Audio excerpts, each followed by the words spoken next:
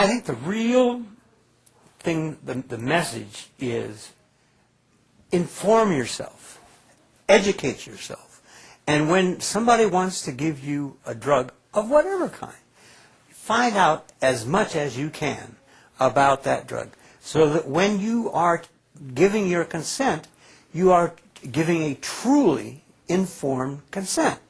I'm actually going to give a seminar on the ethics of the SSRIs, because people could not give a true informed consent because the data about the dark side of those drugs was not made available to the public, so that it, in fact, you could not give a truly informed consent because that data was not available. And that's what David Healy has done now, is brought that data out. And so finally now, the data is out there, and you can make an informed consent.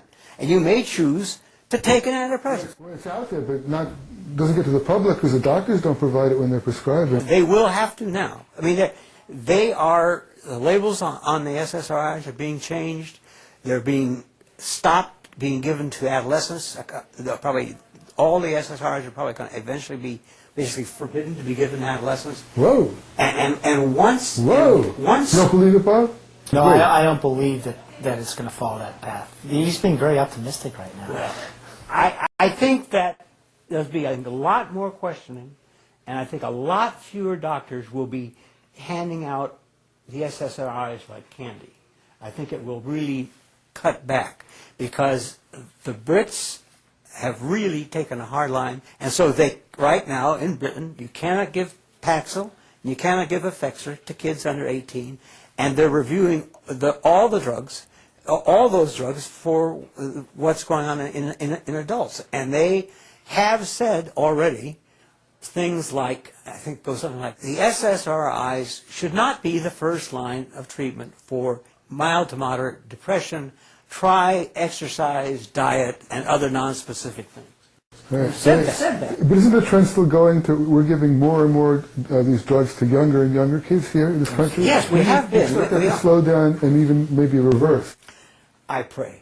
I mean, I don't know how we're going to get away from the Ritalin madness we're in, but maybe since the data about the effectiveness of the SSRIs, they don't work in adolescents, and they barely work in adults. That's the, they just barely work in adults. And for adolescents, the data is clear that they don't work, and they have the dark downside in both. Okay, so that may make doctors sit up and take notice. I don't know. Is the pharmaceutical industry in England less in control of things? Is that why they're able to come up and face the reality? No, it's, you know, they have National Health Service. They have a medicine control agency which has some teeth. Our FDA has no teeth. And if they had any, they don't use them.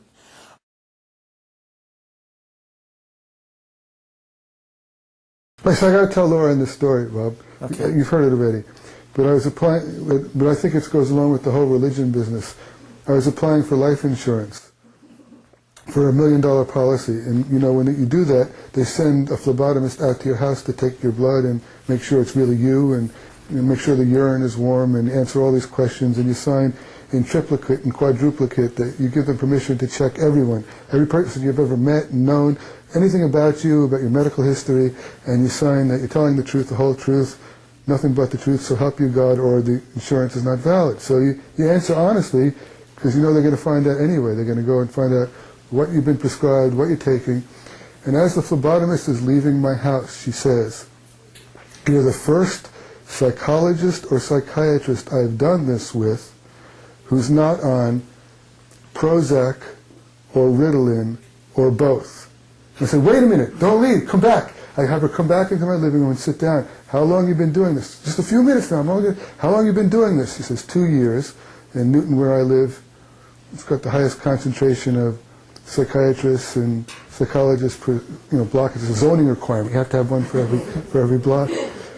And for 2 years she's been doing it in that area. And I say, "How sure are you of this?" She says, "It's something that always struck me." And I started thinking after she left it, you can't get data like that. Where are you going to get data like that? Who's going to come up with, if you send out a questionnaire to psychiatrists, you get a 5% return rate, right? And it's obviously going to be biased to people maybe who are more willing to admit to things. You can't get data like that. It was statistically significant, the number. Right. You see, but that These just are true tells you believers. the level of belief Right. in, especially the SSRIs. Those folks were probably would not take an antipsychotic because they know that they probably have a bad downside. But they will take an SSRI or speed. Speed, for some people speed kills, and for other people it makes you just as happy as a clam, and you can work like a dog. And the SSRIs give you, when they work, you have this attitude, oh, who cares? Right. That's the attitude. Which is better than being depressed. That's the mechanism of action of the SSRIs. But the problem is when you put that with another of their mechanisms, another thing that they do, which has caused this thing called akathisia, which is a tremendous mental and physical turmoil that you'll do anything to stop, okay? You combine that with the I don't care and put that in an adolescent whose mechanism for I don't caring is already not quite firm, and you have school shooters. And so what you have there is the vast majority of the school shooters in the United States have been taking SSRIs. Oh, my God. You go and you look at, there was a guy in Watertown. What was his name? The guy in Watertown that went back to his company and shot a bunch of people? Yeah. Wakefield. Wakefield it was. Okay. Yeah. He was on an SSRI. And they are drugs which make people who have never been suicidal or homicidal that way.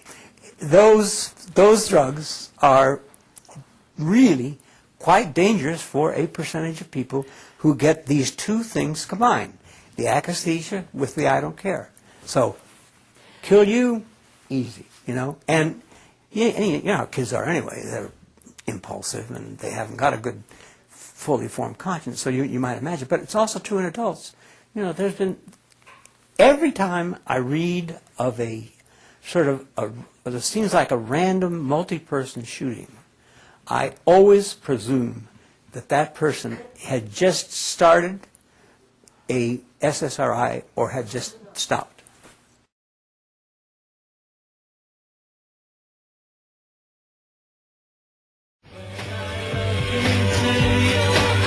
Yo.